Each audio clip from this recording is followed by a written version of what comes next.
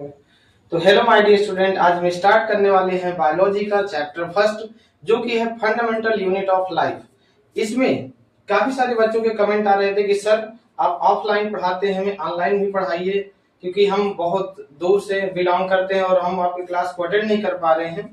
तो इसके लिए इससे पहले हमने 2 वीडियो अपलोड कर दिया था, जो कि बहुत ही छोटे छोटे वीडियो हैं, क्योंकि लंबा वीडियो बन नहीं पा रहा है, क्योंकि इससे पहले भी हमें 8 से 9 बजे तक ऑफलाइन क्लासेस चलानी पड़ती, इसके बाद ऑनलाइन क्लास के लिए जो भी थोड़ा बहुत समय होता है उसमें बनाते हैं। तो आज हम डिस्कस करने वाले हैं।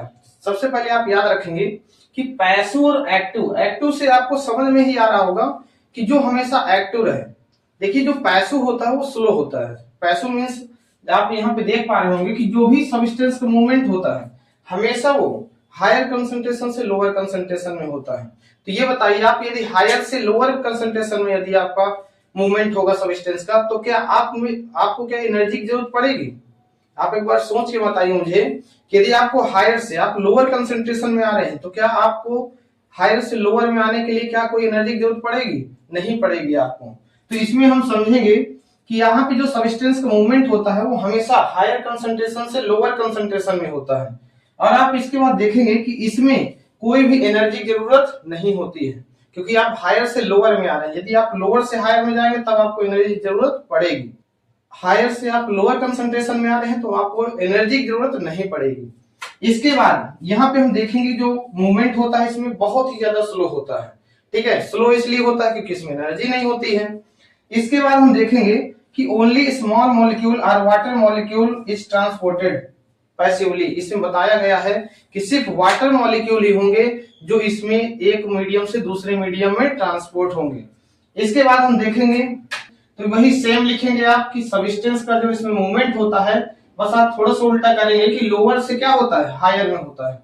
जैसे देखिए, इसमें थोड़ा सा एग्जांपल लेते हैं। मान लीजिए यहाँ पे ऑक्सीजन गैस है, ठीक है, यहाँ पे आपके क्या है, ऑक्सीजन गैस है। मान लीजिए ऑक्सीजन गैस आपकी बहुत ज्यादा है और यहाँ पे ऑक्सीजन गैस आपकी बहुत कम। ये हायर कंसंट्रेशन से हमेशा किधर आप जाओगे, लोअर कंसंट्रेशन में जाओगे। आपको ध्यान रखना है कि मान लीजिए यहाँ पे ऑक्सीजन की जो मात्रा है बहुत ज्यादा है, तो आप यहाँ से जहां पे ऑक्सीजन की मात्रा कम होगी वहां पे आप जाओगे। ठीक है, इसके बाद हम देखेंगे active transport. Active transport means क्या होता है, देखिए इसको थोड़ा सा एग्जांपल से और समझते हैं कि जैसे मान लीजिए कोई स्टूडेंट है, उसके पास 100 रुपीज है और एक स्टूडेंट है जिसके पास 10 रुपीज है। तो आप यदि जिसके पास 100 रुपीज है ना, वो अपना पैसा देगा जिसके पास 10 रुपीज है।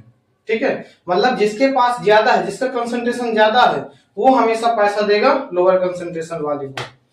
इसके बाद हम देखेंगे जो एक्टिव ट्रांसपोर्ट होता है, ये क्या होता है। तो इसमें आप लिखोगे कि सब्सटेंस का जो मूवमेंट होता है वो लोअर कंसंट्रेशन से किधर होगा, हायर कंसंट्रेशन में होगा। जस्ट पैसिव का क्या होता है, अपोजिट होता है।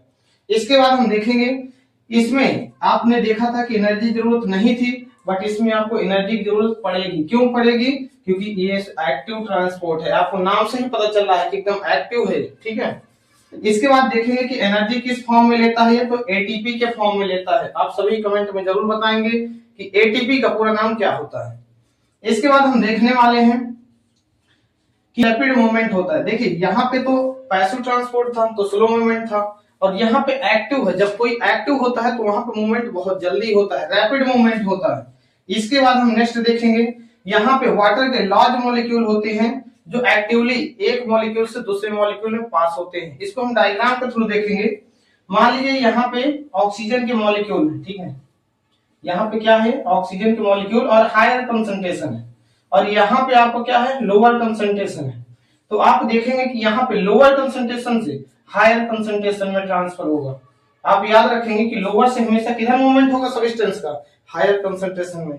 जैसे आप सेम वही एग्जांपल समझिए कि यदि आपके पास 10 रुपीज है और एक के 100 रुपीज है के पास, तो जो 100 रुपीज है ना, वो 10 रुपए वाले से उससे पैसा मांगेगा।